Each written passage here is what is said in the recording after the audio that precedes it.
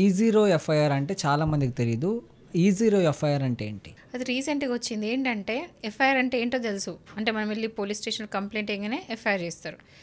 Zero FIR అంటే కూడా తెలుసు. అంటే ఏ పోలీస్ స్టేషన్ అయినా మనం వెళ్ళి కంప్లైంట్ పెట్టుకుంటే అది మళ్ళీ తర్వాత కేసు ఫైల్ అయిన తర్వాత వాళ్ళకి సంబంధించిన జ్యూరిస్డిక్షన్కి వెళ్ళిపోతుంది. సో ఇది 2 కాకుండా ఈ జీరో ఎఫ్ఐఆర్ అంటే ఏంటంటే ఈ మధ్య సైబర్ క్రైమ్స్ ఎక్కువ అవుతున్నాయి తెలుసు కదా. స్కామ్స్ అవుతుంటాయి. మీ యూపీఐ చోరీ అవ్వడం, లేకపోతే మీరు ఏదో లింక్స్ కొట్టగానే ఎటో వెళ్ళిపోవడము, మీ మనీ వెళ్ళిపోవడం, మీ ఫోన్ల నుంచి మనీ గాయబ్, ఇలాంటి స్కామ్స్ చాలా ఎక్కువ అవుతున్నాయని చెప్పేసి గవర్నమెంట్ రీసెంట్గా ఈ జీరో ఎఫ్ఐఆర్ అని పెట్టింది. దీంతో ఏం చేయొచ్చు అంటే ఇప్పుడు మీరు వెళ్ళి పోలీస్ స్టేషన్కి ఇప్పుడు ఏదైనా కాగానే మీరు వెళ్ళి పోలీస్ స్టేషన్ కంప్లైంట్ ఇచ్చేసరికి లేట్ అయిపోతుంది కదా. అప్పటికే మీ మనీ ఉష్కాకి అయిపోయినట్టే పోయినట్టే. సో ఆ మనీ ఇప్పుడు మీ మనీ పోగానే ఆ టైం అనేది చాలా ఇంపార్టెంట్. ఎంత తొందరగా ఇది చేసుకుంటే అంత నయం. ఎందుకంటే మీ అకౌంట్ నుంచి ఏ అకౌంట్లో పోతే ఆ అకౌంట్ నుంచి మళ్ళీ వేరే అకౌంట్లో పంపించేసుకుంటారు వాళ్ళు. టక్క ట్రాన్స్ఫర్స్ అయిపోతూ ఉంటాయి.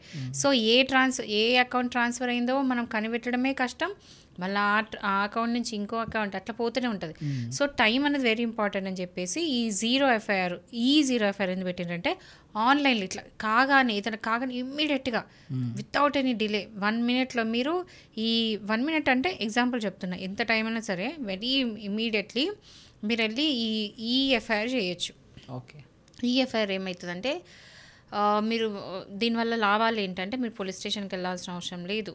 డిలేస్ ఉండవు.